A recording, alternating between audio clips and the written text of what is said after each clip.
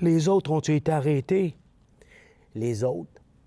Jocelyn Sioui présentera au Salon du livre des Premières Nations un collage inédit de son livre « Mon oncle Jules », un fascinant récit sur l'activiste Jules Sioui, écrit en mode survie. Mes reins étaient en train de mourir. J'ai eu une greffe de rein, un rein donné par mon père, en fait. Puis cette histoire-là de mon oncle Jules, bien, c'est ma survie, mais c'est la survie aussi de l'histoire autochtone. Le gouvernement en a assez des frasques de mon oncle Jules. Pandémie oblige, ce Salon du livre sera sur Internet. L'occasion est trop belle d'offrir des balados, des conférences et des lectures.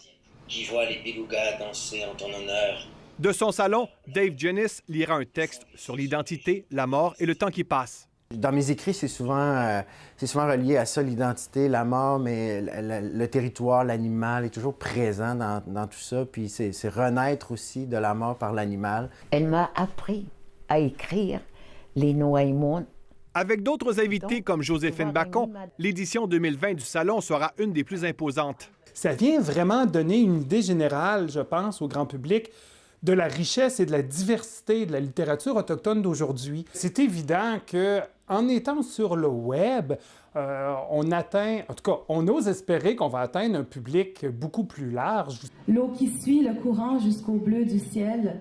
Au-delà du salon, à longueur d'année, des auteurs comme Naomi Fontaine, Natacha Canapé-Fontaine, Michel Jean et Marie-André Gill font briller la littérature autochtone.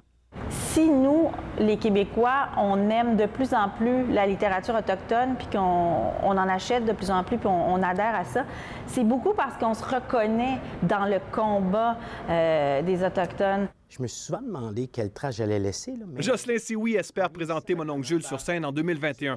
En attendant, il se réjouit de l'accueil réservé aux livres autochtones. Vous pouvez toujours aller écrire votre récit sur Wikipédia. D'ailleurs, je l'ai fait. Quand on ouvre la porte à des auteurs ou à des gens qui veulent prendre parole, bien, déjà en partant, il y a plein de belles choses qui se passent. Puis je pense que c'est exactement ça qui se passe avec la littérature autochtone. Tant qu'ils ne pourront pas me faire taire, j'ai décidé de raconter son histoire jusqu'à plus soif. Ici, Louis-Philippe Ouimet, Radio-Canada, Montréal.